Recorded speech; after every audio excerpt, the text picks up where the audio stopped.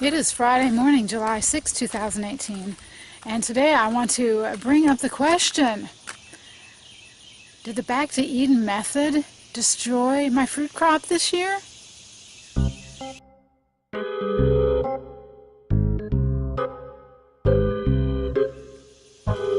Hey everybody, it's Emily, and if you're one of my true fans who watches most, if not all, my videos, you may be wondering why I haven't talked about my fruit trees at all since I came back to YouTube. Right now, sorry if the camera's moving a lot, I'm walking through the orchard. I'm going to show you the mulberry trees. And while I do, I'm going to talk about when I first learned about the Back to Eden method, or mulching with wood chips. I started watching videos. There's a guy with a channel, and I guess he lives near where Paul Gauci, the guru behind the Back to Eden method, and he lives near him, and he'll go and do videos there every once in a while with Paul Gauci. And one of the things I saw was the Paul Gauci had mulch right up against the bark, like 12 inches, 8 to 12 inches up on the bark of the tree. If you can't tell now, Jerry and I have pushed all the mulch away from the tree. Why? Okay, so these are my mulberries. See that? See that? And I had a lot of early fruit drop. This didn't produce much. I didn't get anything from here because all the fruit dropped early. See that? This is my black. So the other one's the white. I was going to say fig. White mulberry tree. This is a black mulberry tree. You see how the bark is split? Look at that down there. So when I saw this start happening, and the leaves started dying. This is just broken. That's what that is. That's no problem. But the leaves started dying too, turning brown and black and falling off. I had to look it up. Look at it, still got it. Because this is new growth. It's still got it. It's called sooty canker. Yep, sooty canker. It doesn't kill the tree, but it can cause, it causes problems, and it does cause apparently early fruit drop. So I didn't get too much harvest from the mulberries this year. There weren't a ton growing, but okay, here are my apple trees. Now, I still haven't pulled the mulch back from the apple trees. Look at that. Look at that. Is that a fungus, or is that a fungus? That white stuff? Tell me when you see an apple. I had lots of baby apples this year. Tell me when you see one. See any? See any apples? There's one. That's the only one left. All the other ones developed blossom end rot. After I thinned them, I'd gone through all the trouble of thinning them, and they all developed blossom end rot and shriveled up, except for this one. But this one's not getting any. This one has gotten a little bigger in the last month, but it doesn't seem to be getting any bigger now. Is it because I had the mulch right against the bark? I noticed this cherry tree.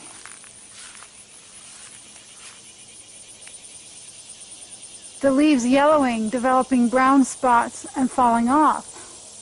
We're still doing it, obviously. Now, it looks pretty good from a distance, but when you get up close, look at it's curling up. Here's some yellow leaves. This is what happens.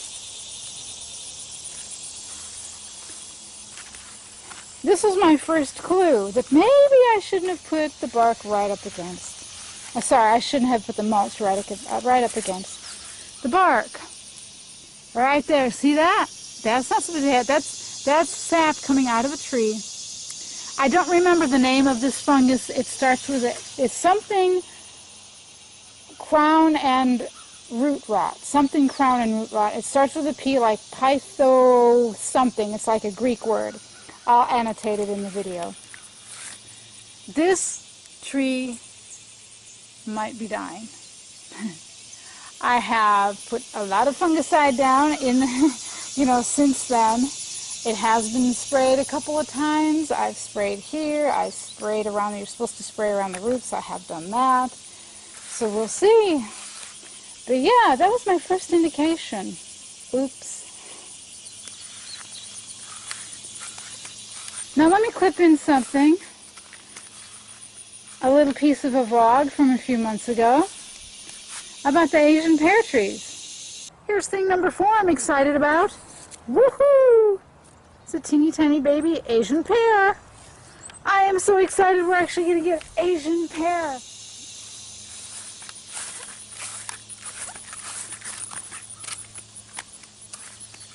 This is what my Asian pear trees look like now.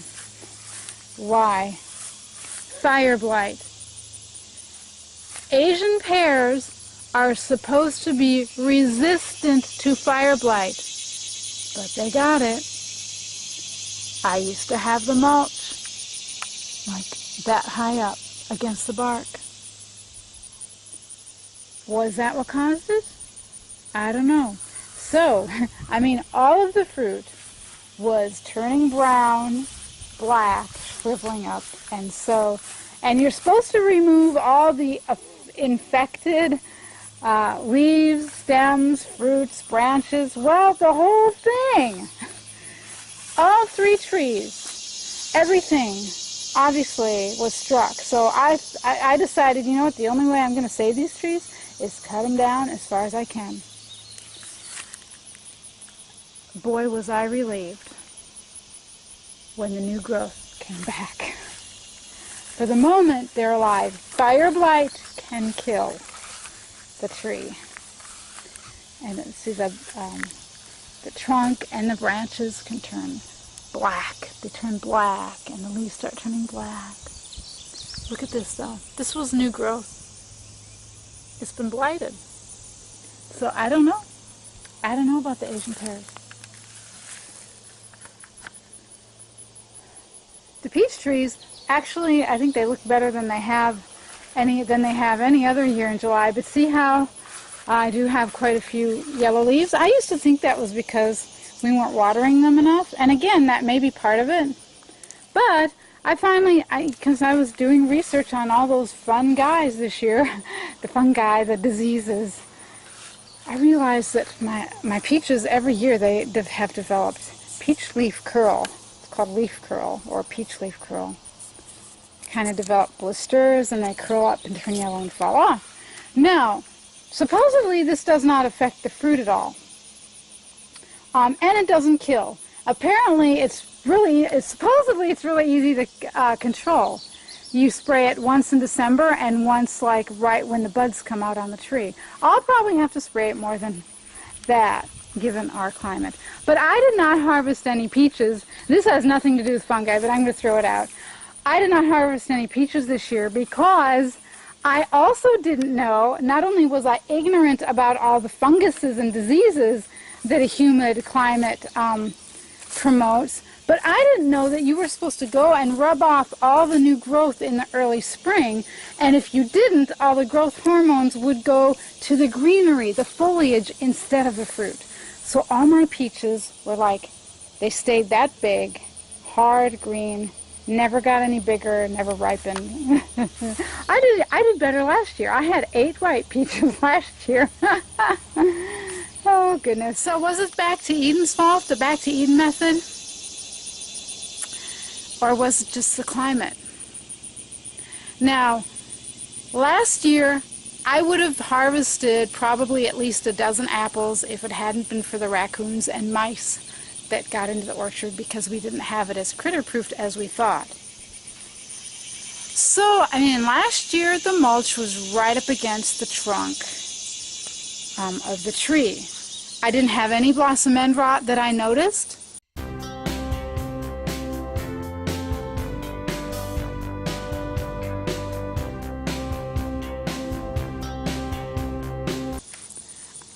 I didn't know to thin them, so they weren't getting nice and big, but they were big enough, you know.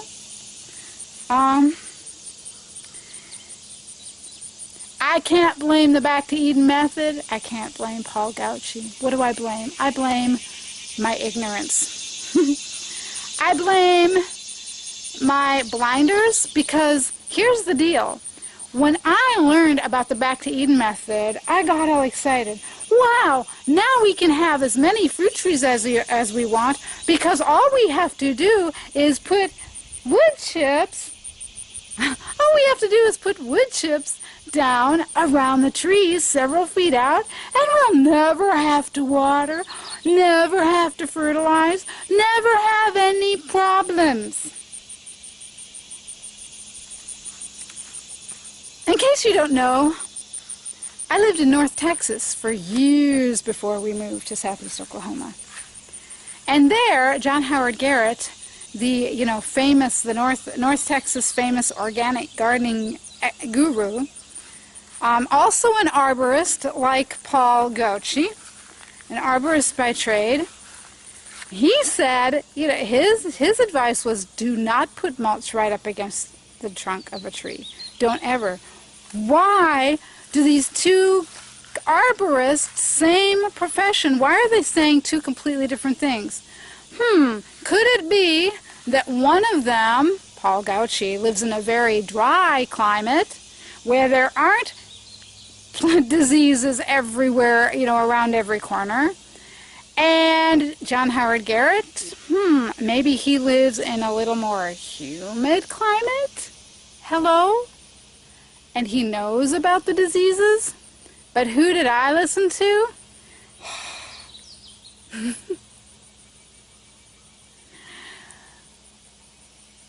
Homesteading, what do I want to say? The first commandment of homesteading: grow food according to your climate and your soil. Water, fertilize, do whatever method you're going to do according to your climate, your soil, not according to what a guru says. This has been a sort of expensive mistake. Not the most expensive mistake we could have made, but not real encouraging. You can see it a lot better from the side. See my shadows in the white. See how it's more, it's more greenish here and it's darker here. This is the fire blight. It's still in this plant. I don't know. I mean, I painted where I cut. I painted with undiluted copper fungicide to see if that would help. I don't know. I've learned a hard lesson. But it's like I said, it's like I've been saying in the other videos. I now have my 4-year degree in horticulture in Southeast Oklahoma. Ignorance, people, is not always bliss. If you live in a humid subtropical climate, you do not want to put the mulch all the way up against the bark of your tree. And listen up, I don't care what the permaculture gurus say, you're going to have to spray. You're going to have to spray fungicides if you want any crop on some things like grapes or, say, Asian pears and cherries, or if you want a full crop on things like blueberries and blackberries. Humid climate, funguses abound. Fun guys abound. So be smart as you delve into your homesteading journey, or even if you want to grow a fruit tree in the front yard, in your city front yard, whatever. Find out first what's going to really work for your area. Call your your county extension office. Do some research online. People growing in a climate similar to yours. Yeah. You can't always listen to the gurus. You have to work with the climate that you're living in. The soil. Work with the soil that you've got. So I hope this video has helped you. I don't want to discourage anybody from trying to grow your own food, but I want you to be smart, okay? It's not, I was dumb as we started out buying trees and then putting them in the ground. I thought, it was easy as, putting it in the ground and then, making sure it had enough fertilizer and water, and you wouldn't have any problems. That's the way it's supposed to be, right? Sorry. Be smart when you're going into fruit tree growing. There's a lot more to learn than the catalogs will tell you and that the gurus will tell you, especially the gurus who live in a completely different climate than yours. So anyway, thanks for watching this video. If it has been helpful, go ahead and give it a thumbs up. Share it with your wannabe homesteaders, your homesteading friends. And I'll see you for the next video, I hope. And in the meantime, take care. And happy gardening. Happy fruit tree growing. Just, remember that ignorance is not bliss when it comes to food production.